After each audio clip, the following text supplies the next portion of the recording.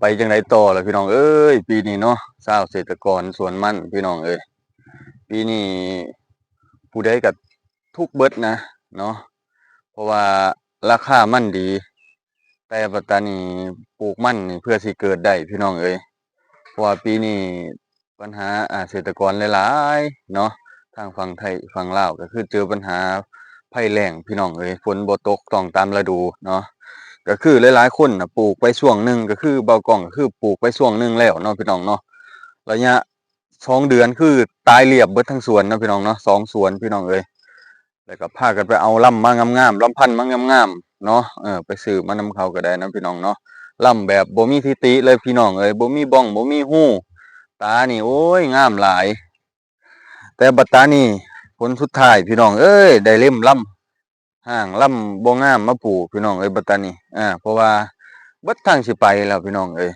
เบิดทางสิไปแล้วเพราะว่าปีนี้คนปลูกหลายแห้งเพราะว่าเกษตรกรคือเขาเจ้าฮู้กันนั่นแหละพี่น้องทางฝั่งไทยฝั่งลาวคือราคามันนี่มันขึ้นแห้งหั้นนะพี่น้องเอ้ยเบิ่งพี่น้องลำมันก็บ่ค่อยสมบูรณ์ตาก็อยากตายแล้วเนาะเพราะว่าตัดดนเนาะนี่แหละพี่น้องเอ้ยปีนี้นะยากแหน่จักหน่อยเนาะ บ่กล้องกำลังสิมาตัดลำพี่น้องเอ้ยมาตัดลำไปปลูกเหยียบเนาะปลูกเหยียบปลูกตามแล้วยางเนาะนี่แหละพี่น้องเอ้ยลำนี่บ่ค่อยปานใดเพราะว่าเกษตรกร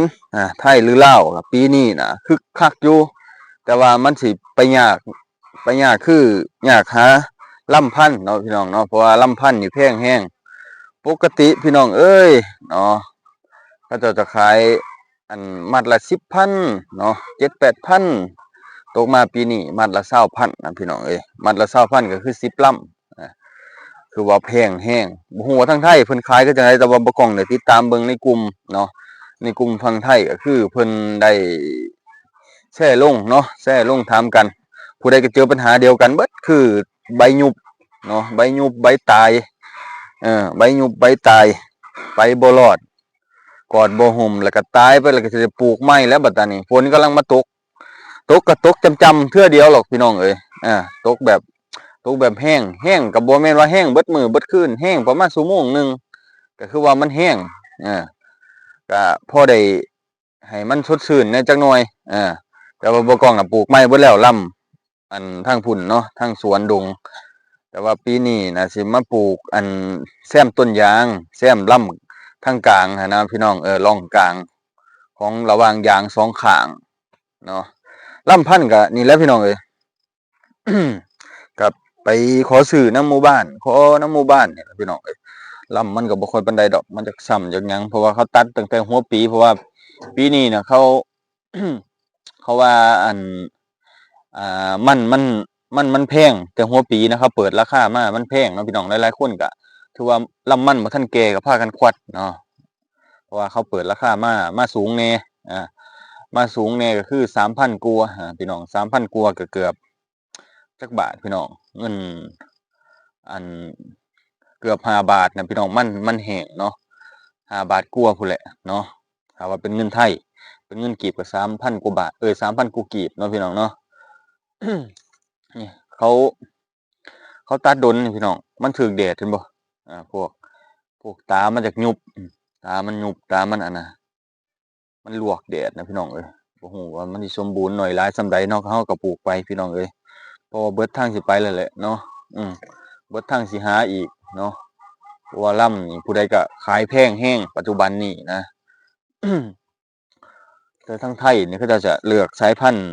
ดีเลยแหละคันว่าขายแพงก็คือสายพันธุ์ดีเนาะพี่น้องทางไทยเนาะสายพันธุ์แบบมันมาตรงกับที่ชื่อตรงกับชื่อตรงกับสายพันธุ์เลยบ่แม่นว่าจะปลูกผสมเนาะพี่น้องเนาะคือสายพันธุ์นั้นก็คือสายพันธุ์นั้นเลยเนาะคือสายพันธุ์ระยองก็คือระยองอีเหลืองก็คืออีเหลืองจังซั่นแต่ว่าแถวนี้บ่ค่อยมีอีเหลืองน้อยนะพี่น้องเพราะว่าบ้านบ่กล้องอาจสิมีอีเหลืองน้อยอยู่เนาะแต่ว่ามันแพงแรงนะพี่น้องเนาะเราบ่มีต้นทุนจะไปสู้กับมันเพราะว่าปีนี้ก็คือได้ปลูกมัน2เทื่อก็คืออ่ามีค่าใช้จ่ายหลายค่าอยู่ค่ากินนี่แหละพี่น้องเพราะว่ามันเสียเวลาไปหลายแรงเนาะพี่น้องเนาะเพราะว่าเราได้ปลูก2เทื่อน่ะเทื่อแรกก็คือ เสียทั้งลำมันเสียทั้งต้นทุนไปนั่นไปนี่ค่าอยู่ค่ากินต่างนานาเนาะรวมกันอยู่ในหันก็เบิดหลายแฮงพี่น้องเอ้ย เทื่อมาปลูกเทื่อที่2เทื่อที่3บัดนั้นบ่ฮู้ว่ามันสิรอดหรือบ่รอดนะเพราะว่าปีนี้มันฝนน้อยพี่น้องฝนน้อยฝนบ่หลายฝนมาบ่เป็นจังหวะเนาะมาก็ปิดก็ปล่อยอานี่แหละพี่น้องเอ้ยกำลังสิตัดลำตัดไปก็สิตัดเป็นท่อนสั้นบัดตานี้สิบ่แม่นท่อนยาว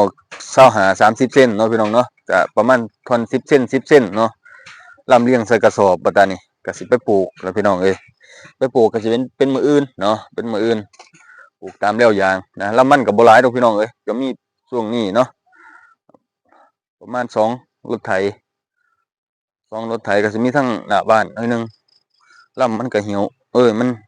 เหี่ยวเนาะมันเหี่ยวแห้งครับพี่น้องมันแดดบ่มีคำอธิบายเลยแหละแดดเนี่ย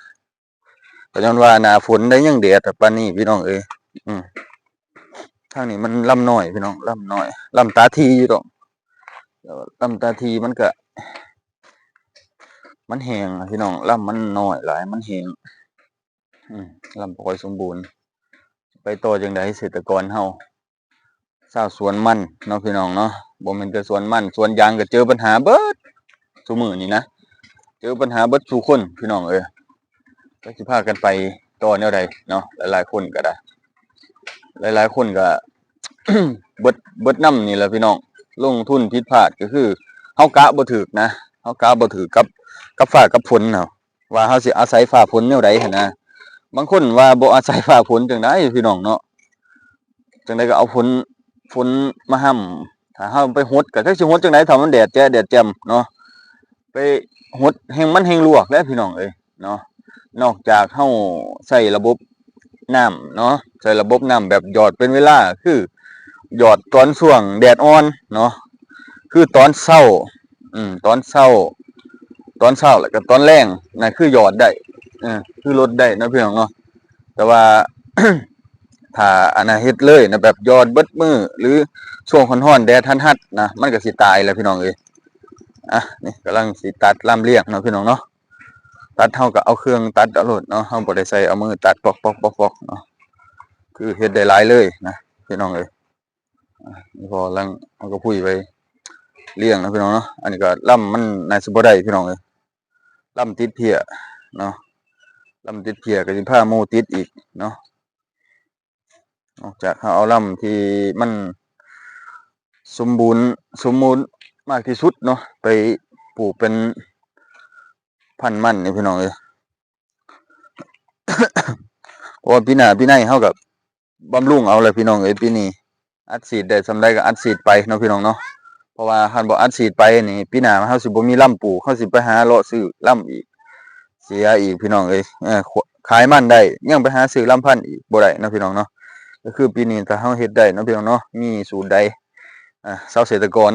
ไทยลาวเนาะพี่น้องเนาะแนะนำกันเนาะบ่กล้องก็เข้าไปเบิ่งในกลุ่มต่างๆนานาที่เขาเจ้าให้คำแนะนำนั่นแหละมันก็มีหลายบอนบางคนก็มีหลายคำเว้าเนาะ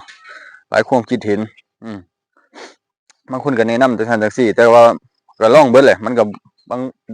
างคนที่เขาเจ้าไปนำใช้จริงๆมันก็บ่ค่อยเห็นผลปานใดบางคนก็เห็นผลบางทีก็ขึ้นกับดินกับดอนเจ้าของเนาะกับพื้นที่แล้วก็ดินอมความชุ่มชื้นนะถ้าเฮาปลูกเนาะพี่น้องเนาะถ้าเฮาปลูกเพราะว่าถ้าว่าดินมันจังได๋ถ้าว่าเฮาได้ใช้งานไปแล้วปี2ปีหันนะดินมันก็เบิดฝุ่นเบิดหยังน่ะมันเบิดความชื้นน่ะมันมีแต่หน้าแห้งเลยหันนะนอกจากเฮาปลูกช่วงฝนตกแบบอีหลีน่ะนะมันจั่งสิติดได้เนาะถ้าว่าเฮาแบบว่าเฮาปลูกไปแล้วสิคอยท่าฟ้าท่าฝนน่ะถ้าว่าฝนบ่ดีก็คือตายไปเนาะคือของบ่กล้องปลูกเทื่อแรกตกท่าฝนเนาะพี่น้องเนาะแม่นเจียบท่าฝนปลูกท่าฝนเนาะ เอาพี่น้องสู้ช่วยกันนั่นแหละเนาะปีนี้ชาวเกษตรกรไทยลาวพี่น้องถือว่าราคาก็ดีไปเบิดซุอย่างซุแนวราคา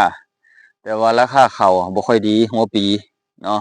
ปีกายนี่แต่ว่าปีนี้ราคามันถือว่าโอเคเนาะราคายางคือว่าโอเคเนาะโลละ40กว่าบาทพี่น้องเอ้ยอ่อนซ้อนเขาเจ้าคนที่เขาเจ้าปลูกยางแล้วมันใหญ่ แล้วก็ได้กรีดนะ100 กิโลก็4,000 บาทป๊าดโถข้าวเดียวตันหนึงก็โอ้40,000พู้นพี่น้องเอ้ยเนาะโอ้อ่อนช้อนได้เพราะว่าราคายาง41 บาทเนาะทุกมื้อนี้เนาะพี่น้องเนาะที่เขาเจ้าอัปเดตนำกลุ่มยางพาราซื้อขายยางพาราเนาะพี่น้องเนาะเอาโอเคพี่น้องเอ้ยเบิ่งนำกันว่าปลูกแล้วมันสิเป็นลักษณะแนวใดเวลามันติดเดี๋ยวบ่กล้องสิอัปเดตให้ให้พี่น้องเบิ่งอ่า หลังปลูกไปประมาณ15 วัน16 วันเนาะหรือ20 วันเนาะบ่ต้องสิอัปเดตให้พี่น้องเบิ่งว่ามันขึ้นน้อยหลายส่ำใดเนาะวิธีปลูกแล้วสิไปพาไปเบิ่งวิธีปลูกนำเนาะพี่น้องเนาะเพราะว่าตามชนบทบ้านเฮาถ้าว่าคนบ่ได้มีต้นทุนยุกร่องยุกหยังหั้นนะพี่น้องเพราะว่าถ้าเฮาไปยุกร่องไถเลยน่ะมันสิเบิดคุณดินเนาะพี่น้องเนาะคือดินมันเบิดคุณภาพไวเพิ่นว่ามีแต่เฮาถางแล้วเฮาขุดปลูกไปซะก่อนเนาะคือมันมีฝุ่นในใบไม้ใบหญ้าต้นหมอกต้นไม้ที่เฮาเผาไผไปนะพี่น้องเอ้ยมันจะมีฝุ่นตัวนั้นเนาะพี่น้องเนาะเอาโอเคพี่น้องเอ้ยชาวเกษตรกรไทยลาวเฮาสู้ๆเอาเด้อ